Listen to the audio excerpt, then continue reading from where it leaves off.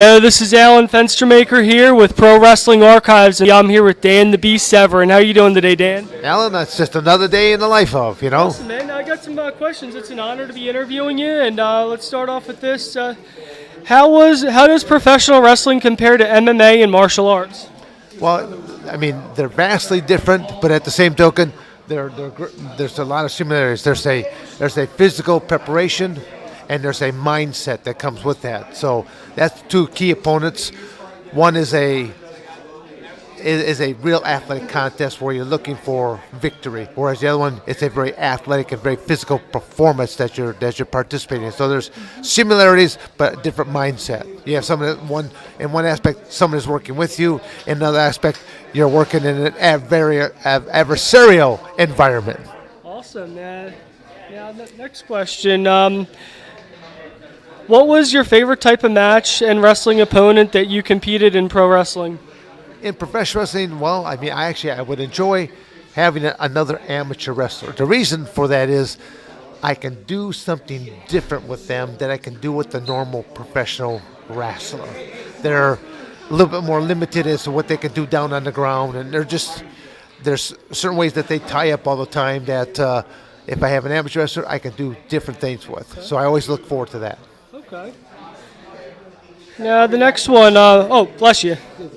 Now, what was it like being managed by Jim Cornette? Well, it was surprising to see him here tonight.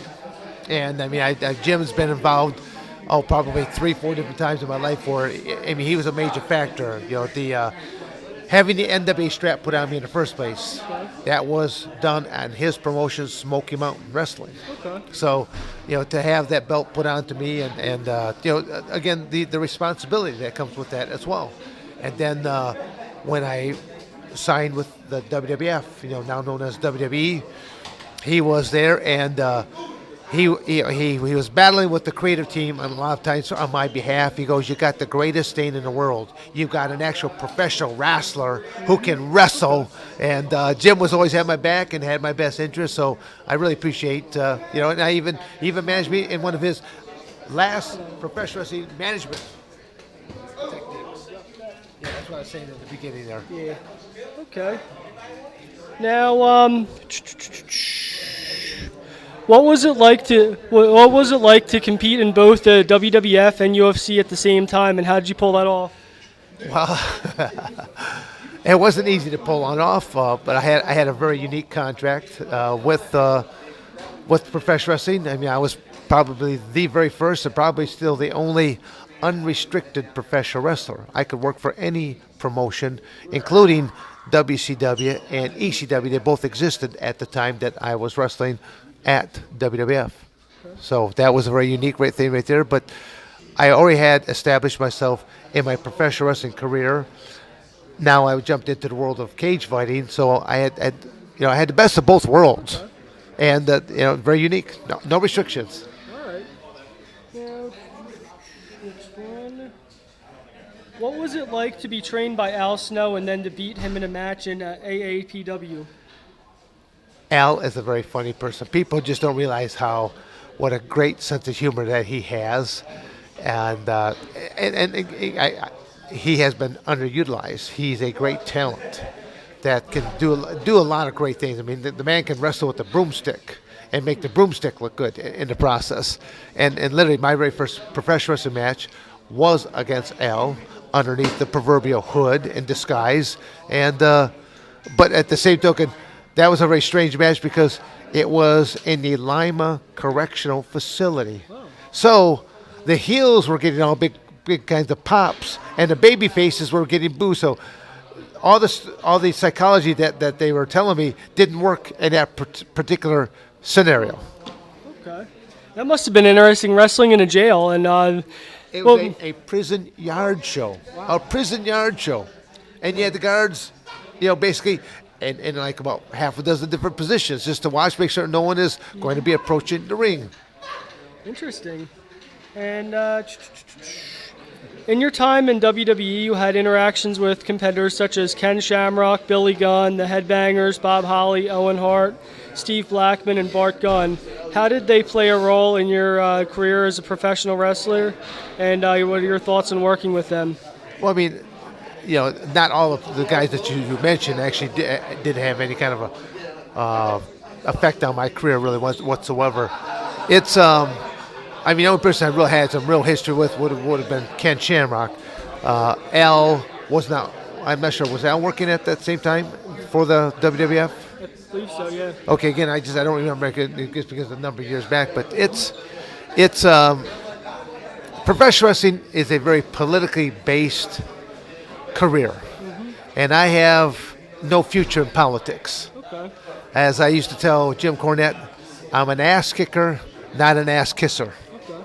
So, if people want my opinion, I'll give it to you blunt, raw, rub your face right into it, because I look at doing things on a very intellectual, intelligent side, and there's sometimes I've been involved in scenarios in professional wrestling that don't have any rhyme or reason to it. Okay. All right. Now, your character was mainly portrayed as a heel when you were in WWE. Now, what did you think about being a heel? I really don't think it was portrayed as a heel. It's kind of like even when I go out here tonight, I'm really more or less viewed as that serious competitor. I mean, I come out there in basically the same type of garb that I wore in the Ultimate Fighting Championship. So, black trunks and usually black boots of some sorts, a sweaty gray T-shirt. See, a lot of people always say, well, why do you always wear a T-shirt? I go, obviously, you were never involved in collegiate athletics. In collegiate athletics, you are issued a set of grays. And I used to rate my workouts by how many sweaty shirts I finished out a practice with. Standard is 2. On a really good day, 3. And I'm not talking just a little bit. I'm talking about saturation that you can wring it on out.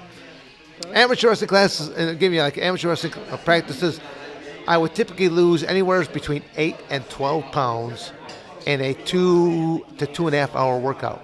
Now you think about that. That's a lot of body weight to be losing. And I'm drinking still. Now, last one. What did you think of Brock Lesnar and his PED usage in the UFC?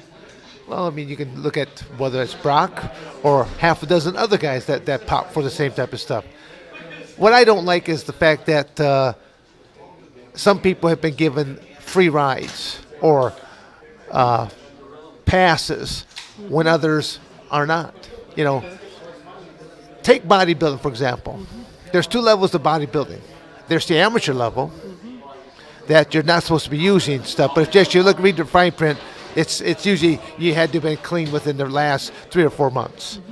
But on the pro bodybuilding side, you can use anything and everything. And the pros make the amateurs look like 98-pound weaklings. Now, professional wrestling has the highest death rate of all professions, and a lot of it is due to chemical cocktails. I always tell people that I've had 2 careers. I've already outlived 6 of my cage fighting opponents, and I think right around 30 of my professional wrestling partners, and none of them are as old as me, but it's called lifestyle choices. None of us are going to get out of the game of life alive, but how long did you stay in the game, and how much fun did you have along the way? Yeah. Interesting. Now, before we wrap up, do you have anything you'd like to shoot on at all? No, not really. I'm good. I'm good with life. I mean, it's just I've got a book out that's known as The Realest Guy in the Room, and that says it all right there. Okay, now where can you find that book in case people want to buy it at all? Right now, the best thing is simply just to go to my website at dansevern.com, and they're even gonna have a hard time finding that because you're welcome. It's under some construction right now. It's being revamped into a much more modern-looking product. But dansevern.com is the best place to go for it, but I'm involved in a number of different things. I probably... Del Secchi ought to be contacting me for being one of the most interesting men in the world because of the variety of things I am involved with, and a lot of it is things that will help a great deal of individuals.